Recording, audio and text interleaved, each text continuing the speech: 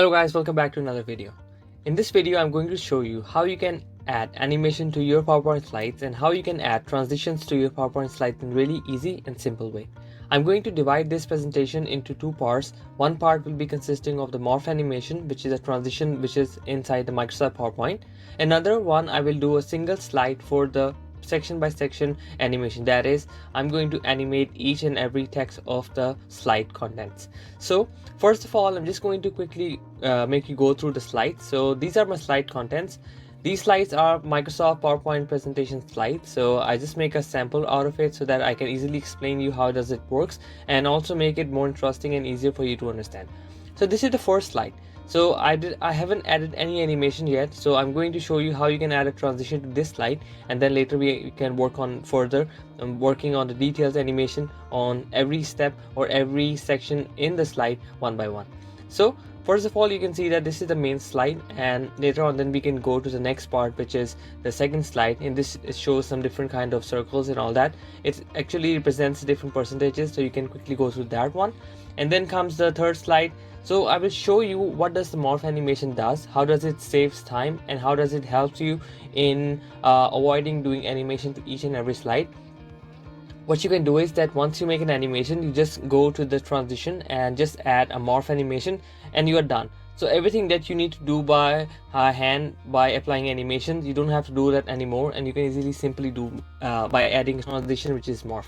So first of all, you are going to select all the slides, press Ctrl+A. You can select all the slides here and then go to the transitions menu, and you can see that there are different options for the transition that you can apply. For example, you can apply wipe, you can apply push. So what does wipe works and how does push works? I'm just going to show you a simple example. So let's click on the push one, and then I'm going to show you in the full screen how does it works. So once you go in the full screen, so this is how somehow it works. So it just goes one by one to the another slide. So this is one way in doing transitions and avoiding the animations by yourself. So what you can do is you can select them all again and just select on the morph.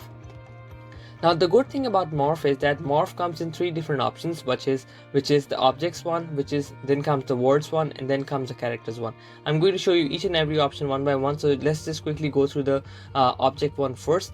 And also you can adjust the duration of this slide. So it's, for example, right now it's 2 seconds. You can also increase this timing, and you can also decrease this timing. So now let's go and view the slideshow. So once you go, you can see that there's a smooth starting of the slide, and then once you click on the next slide, you can see how does it transitions from one slide to another really smoothly instead of making a really big burden for your eyes. So you can see that there's a smooth transition from the first slide to the second slide.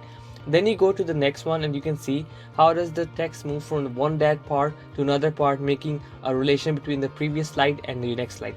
So this is how morph intelligently helps you in making transitions more easy and more good.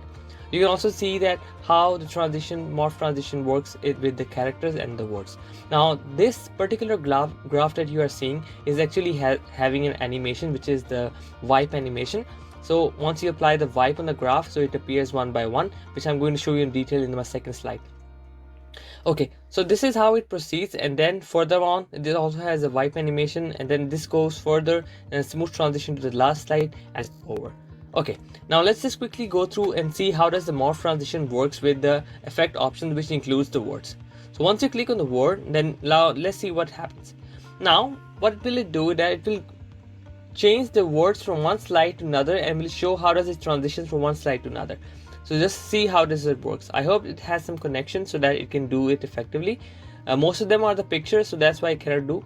Now you can see that there's a small a transition that you can see in the bottom hand slide. That percentage sign goes from the bottom to this side, and then in the next slide, if there is another text, you can see if something happens, but there are nothing much to happen because most of them are the pictures. That's why you cannot see any further effect in that. So this is how you can use morph transitions and make your presentations more effective in less possible time, and also make it more effective in less possible time. So really easy and convenient. So I'm just going to skip the characters one for you. You guys can try this one, and with much ado, I'm going to go to the last slide, which is our main slide. So I'm going to show you how you can work on this slide. So this is our main slide. So how does it work? It's like this is my one section, then comes the I section, then this text, then this whole. I have grouped all of them by Ctrl+G. You can just right click here, you can see there's the group option. You can also ungroup them, and you can also group them. So all of them are separate things, and I've added animation one by one. So for example, I'm going to copy this one, I'm going to paste it over here, and right now you can see you cannot see anything. That's because the background is white. So I'm just going to change the background to a solid color. So let's say go to solid color, and I'm going to give it solid background color. Okay, let's just go here, add animations, and just say that right now they have animation, so I'm going to click on none. So how you can add animation? So first of all, you're going to click on this one. Once you're done, you can click on fade. Okay, the reason why I like fade then appear is that fade has a smooth transition, which you can see over here. So once you click on the fade, it shows something like this. But once you click on appear, see how it works. It's really fast and it's not too smooth. So I'm gonna go in main slide and you can see how does it work. So this is how the appear animation works. Now I'm going to show you how does the fade animation works. So once you go in the full slide mode, you can see you can click it and it appears really smoothly instead of coming abruptly in the scene. So this is how you can do on this one. Then similarly on this one, you can apply the fade animation again, and one thing that you can do is you can slow down a little bit. This is 0.50 seconds. I want to make it 1 second as a complete and make it more smooth and appropriate. Then just click here, or what you can do is just click here, animation painter, and you can apply the same animation here, and you can see that this animation has been applied to this one. And now once you go in the main slide, you can see that right now this part doesn't have animation, that's why it's appearing like this. So part animation comes this, then comes the eye, and then comes the text. Okay, you have an option that you want them to appear on click, or you want them to appear after click, or with previous. For example, this is my first one. Now I'm going to click here animation pane. This animation pane shows how much animation I have already applied. So this one, you can see that this one is highlighted, so that means this one is this animation, and here you can see this is a fade animation. Now I'm going to click on this one. You can see this is the second eye, and the third one is the text box, which is this one. So now if you click here, you can go here and click that start after previous. That means when this one will finish, then this one will start. And also for this one, start after previous, when this one will finish and then this will start. So now let's go quickly and see a preview. So now once I click on this one, as soon as I click, the remaining ones are going to come automatically because they are dependent upon this one. Now similarly, I'm going to add a fade animation on this one, and similarly I'm going to add fade animation on this one, or you can just apply a wipe animation, and you can say that I want them to move from left. Now you have different options. Either you want them to appear as one object, or you want them to appear by series.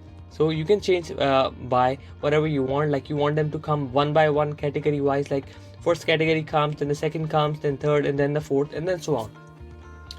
I recommend that use as one object. It saves time and also keeps the audience and viewers interested, and you can save a lot of time.